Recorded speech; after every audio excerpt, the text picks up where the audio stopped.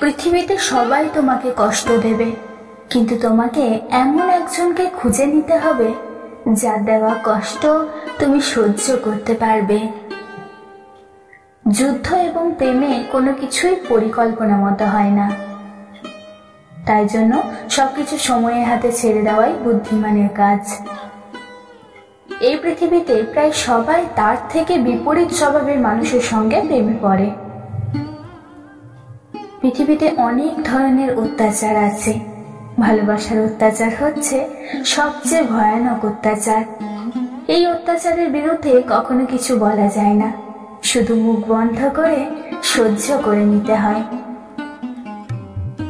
ভদ্র ছেলেদের জন্য মেয়েদের মনে কোনো জায়গা থাকে না, কোনো প্রেমও জাগে না। যা জাগে সেটা হলো শুধুমাত্র সহানুভূতি। কাউকে প্রচন্ডভাবে ভালোবাসার মধ্যে এক ধরনের দুর্বলতা আছে। নিজেকে তখন অনেক তুচ্ছ মনে হয় এবং সামান্য মনে হয়। তাই উল্টো দিকে দেওয়া মানুষটার দুঃখ কষ্ট তখন আমরা মুখ বন্ধ করে শুধু সহ্য করে যাই। কোনো কিছু বলার ভাষাও থাকে না, আর প্রকাশ করার ক্ষমতাও থাকে না। বাস্তবতা এতটাই কঠিন যে কখনো কখনো বুকের ভিতরে গড়ে তোলা বিন্দু বিন্দু ভালোবাসাও অসহায় হয়ে পড়ে। ভালো লাগা এমন এক জিনিস যা একবার শুরু হলে তার সমস্ত কিছুই আমাদের ভালো লাগতে থাকে। কাউকে ভালোবাসার জন্য অনন্তকালের প্রয়োজন হয় না, শুধুমাত্র একটা মুহূর্তই যথেষ্ট।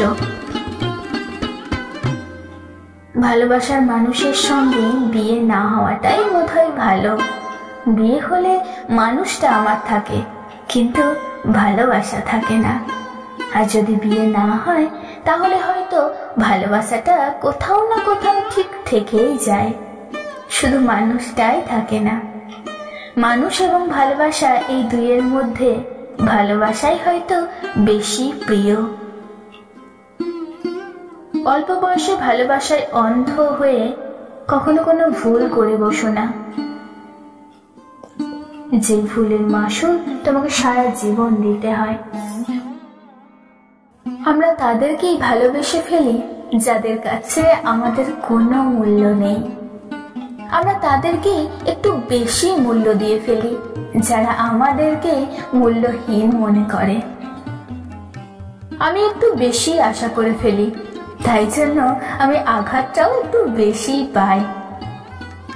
কষ্ট তখনই খুব বেশি হয় যখন আপন মানুষটা পরের মতো ব্যবহার করে।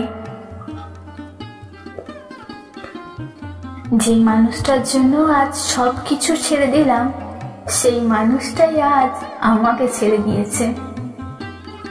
সে আমার ভালো লাগার কারণ, আর আমি তার বিরক্তির কারণ। জানো তো, প্রিয় মানুষটিকে পাওয়ার ভাগ্য সবার থাকে না।